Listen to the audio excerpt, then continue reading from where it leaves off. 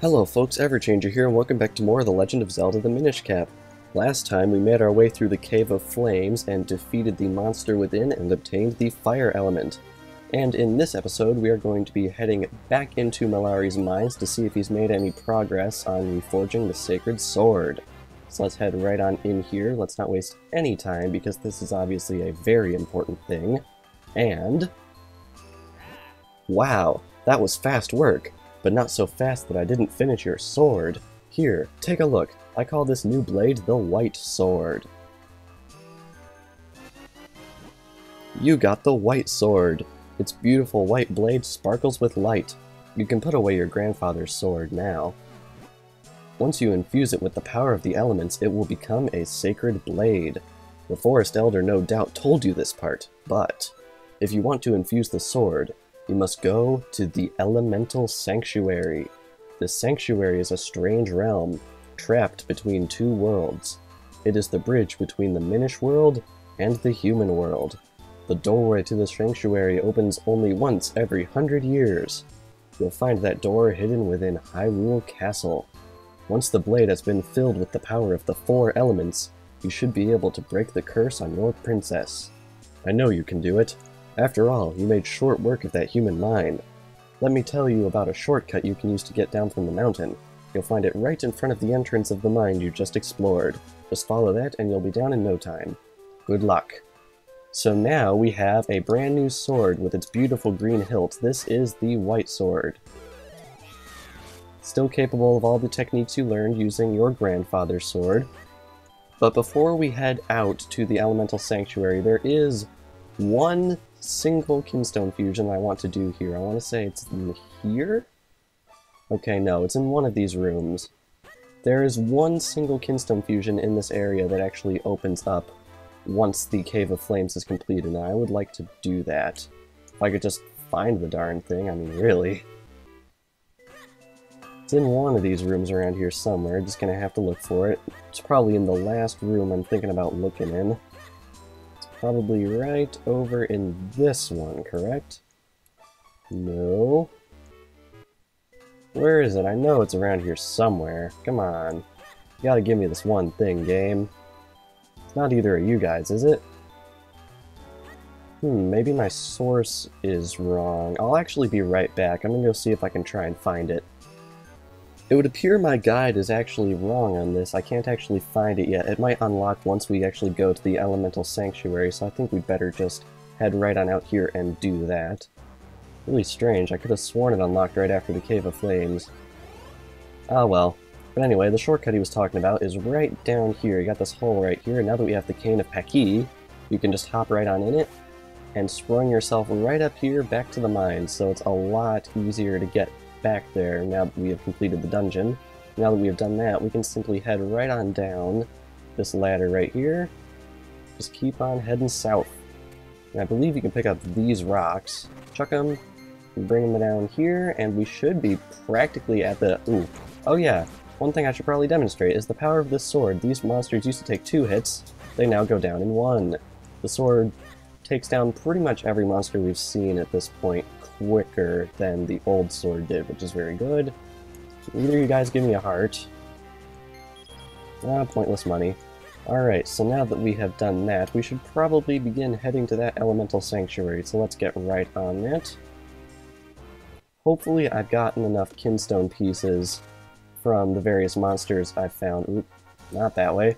From the various monsters I've been fighting and all the chests we've been finding to actually do some of the fusions I've been planning on doing within the next couple videos. I really hope that's the case, otherwise we might have a little bit of a problem. Might have to go grind away Kinstone pieces.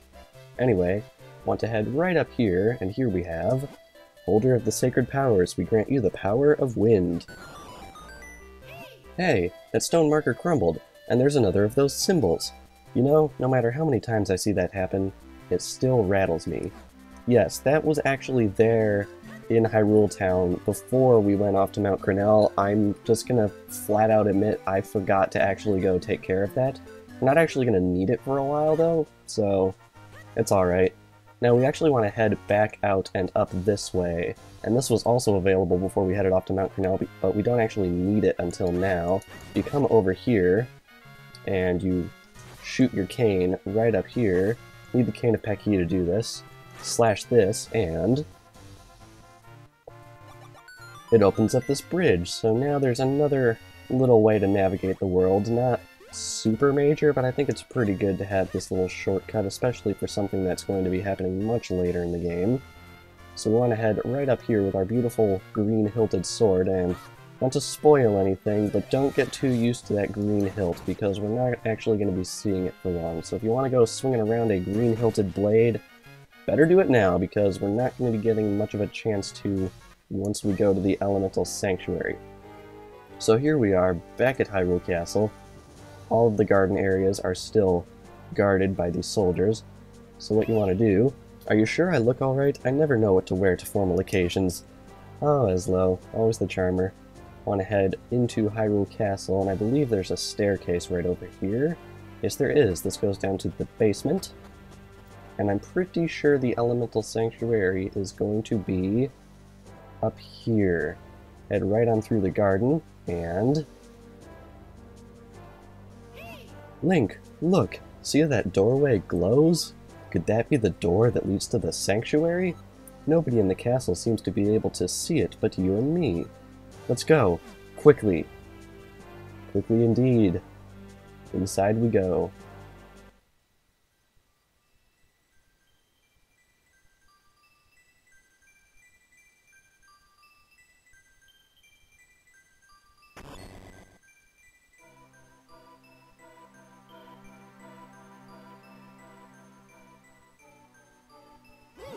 So this is the Elemental Sanctuary, then. This is where we can infuse your blade with the power of the elements. Yes, there seems to be a pedestal for your sword right in the middle there. Let's not waste any time.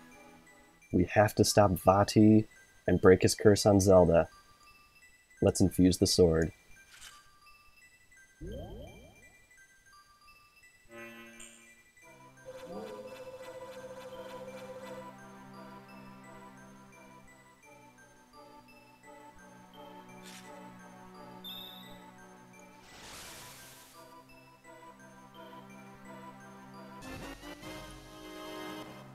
The powers of the earth and fire elements have infused your blade.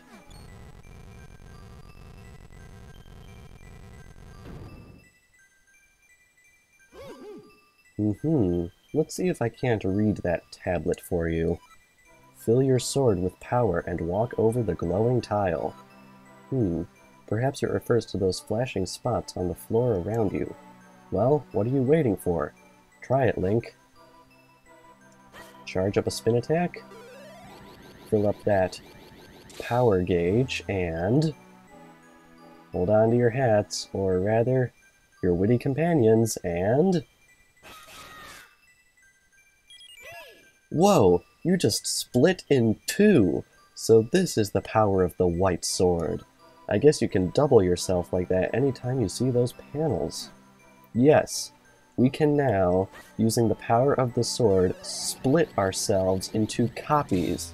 So, once you step on a tile, that will designate the spawn point for your clone, and once you step on a second tile, it will bring out an exact clone of yourself. If you walk into something uninhabitable by your regular self, the clone will disappear. And also, if we charge up that power gauge again, you can see that it is slowly running down. Upon running down, after a while, the clone will disappear, but if you press R, it will also disappear upon your command. Very, very interesting mechanic here. Basically the second main mechanic of The Legend of Zelda, the Minish Cap, following after shrinking down. You might recognize these tiles from other places we've seen around Hyrule on our adventure already. That is what they are for. So here, we have this door right here, but as you can see, we cannot press down both switches at once. But if we split ourselves in two using the power of the white sword, we can trip both switches and exit the Elemental Sanctuary. So now that we have the white sword infused with the power of two elements, we can split ourselves into two clones. You can imagine what happens once we get more elements, but that won't be for a little bit yet. Now, I think, without further ado, we should probably be heading out of the castle, and now that we have completed 2 dungeons, I think it would be good if we started to knock out some side questy stuff that we haven't been able to do up to this point. Because now that we have the Cane of Paki, and a lot of the Kinstone fusions are opened up and we have lots of Kinstones to use, probably be a good thing to start knocking all that out. Interesting. You're the last person I expected to find here. And just as I was wondering who could be behind this, I find my old master.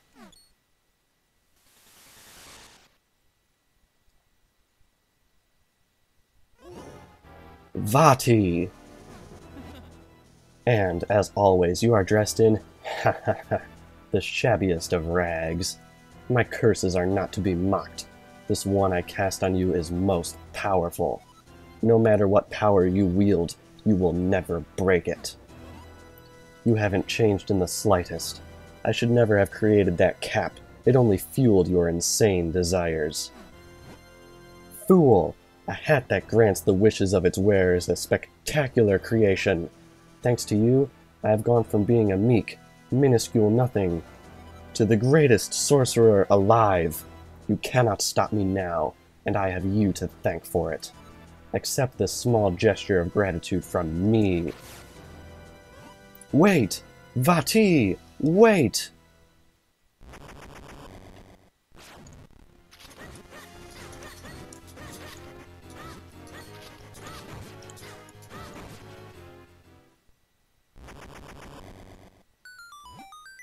That foul Vati! What could he be scheming now? Link, I feel I owe you an explanation of what has happened. You see, Vati and I are both Minish. I was once a famous sage and a renowned Minish craftsman. Vati was only a boy when I took him on as my apprentice. But he became enchanted by the wickedness in the hearts of men. One day, Vati took a hat I made for the humans, my pride and joy. It granted the wishes of its wearer. He put it on without permission.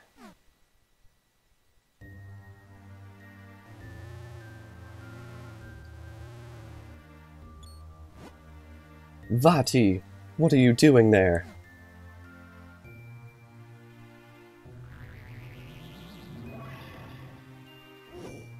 Oh, what a vile form you've taken! Vile?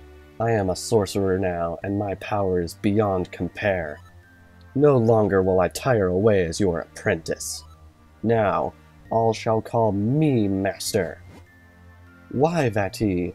What are you plotting?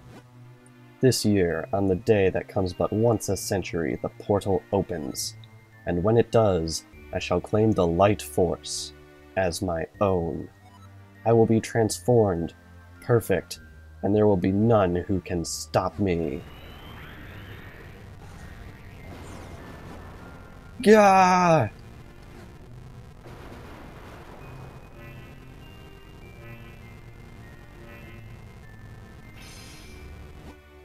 Ah ha ha ha ha ha ha ha!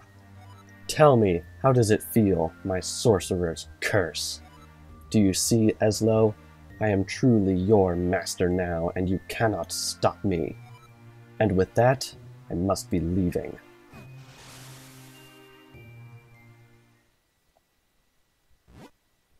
You know the legends, of course. The gifts the Picori gave the humans. What you call the Picori Blade was the first of those gifts. The second, well, you call it Light Force, but it is a source of limitless magical power. If Vati were to get it now, it would be devastating. I came to the world of men hoping to stop Vati, and I met you in the woods. It seems we won't be breaking the curse on me anytime soon. However, with the Sacred Blade, we can certainly restore Princess Zelda. I'm sorry. All that has happened has been due to my own pride. My folly. I must rely on you and your power until we put an end to Vati.